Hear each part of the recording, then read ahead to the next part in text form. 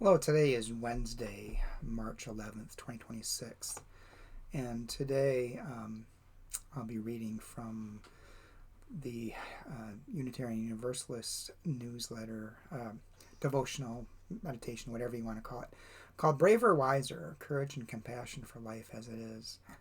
And the meditation for today is called What's Ours to Do, written by Dr. Mary Lamb Sheldon.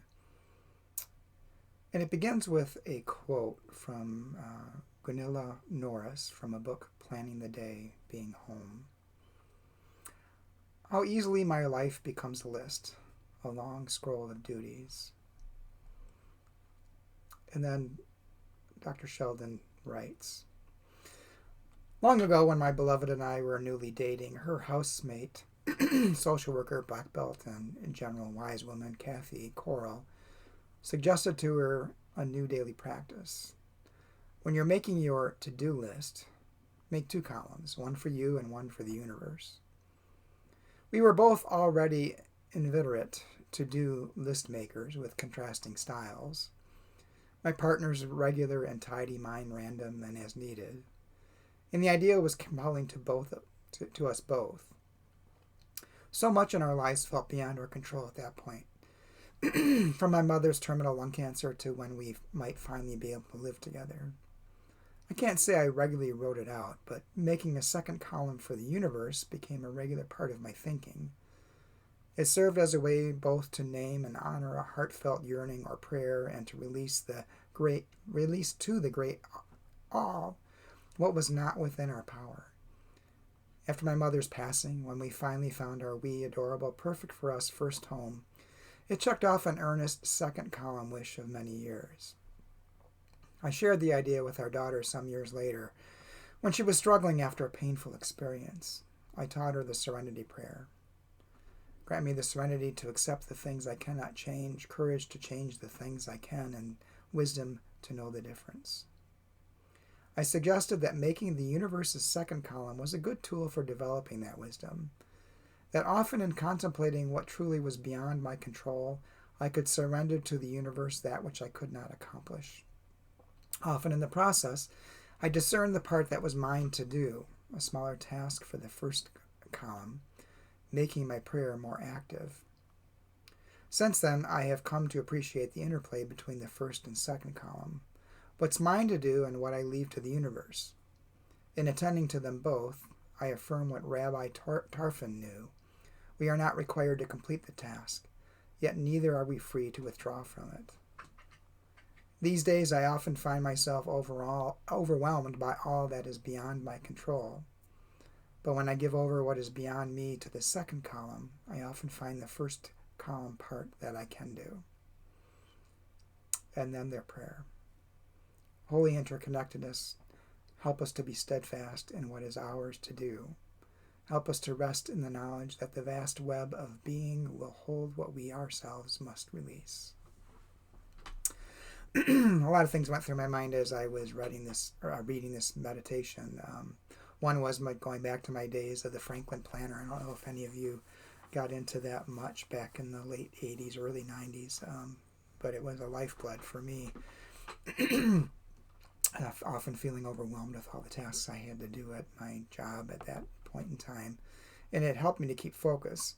The more important aspect of it is the focus then was not just on doing tasks that you needed to do, but on organizing your tasks so that the things that you say are important to you become priorities. Because all too often we talk about all the things that are important to us, and then everything we do is anything but what's important to us. And after a while, it just overwhelms us, and sometimes our lives can feel pointless or like we're not really accomplishing anything because we're focusing on the things that don't really matter to us. And in a way, I think this devotion or this meditation gets at the heart of that. There is so much going on in the world, just absolute crap that is happening, and it can be overwhelming. And I think if you can sit down, whether you're doing something in writing or just as a prayer or meditation in your head, thinking about the things that there's little you can do to change what's going on, and then focus on the things that you can do. Oftentimes, by focusing on the things that you can do, you'll find that the things on the second column fall off. Or you find out that they're really not as important or as critical as your emotions lead you to believe. But either way, just taking the time to organize or think through, whether it's through meditation or prayer, whatever way works for you, to set aside the things that you really have little control over, and focus on the things that you can do. And even sometimes it's just a very simple thing, of just getting away from the computer or the cell phone and getting outside and taking a walk and being outside and being present and listening and seeing the beauty in the world that's already there, being aware of yourself in the world, being aware of the people around you, and really paying attention to other things, seeking out the positive, seeking out the good things, trying to be part of the movement to bring good into the world. And then things in that second column can sometimes seem to just fall off the list and get taken care of. So those are just some of the thoughts that came to my mind.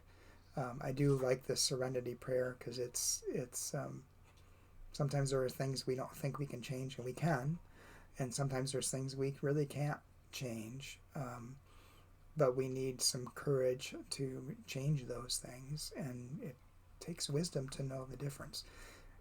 Sometimes that wisdom can come in having a confident companion that you can share with and bounce ideas with, because sometimes we can get so caught up in what's going on in our lives and in the world that we can't see things in any way but a certain way that is detrimental to our well-being and our health.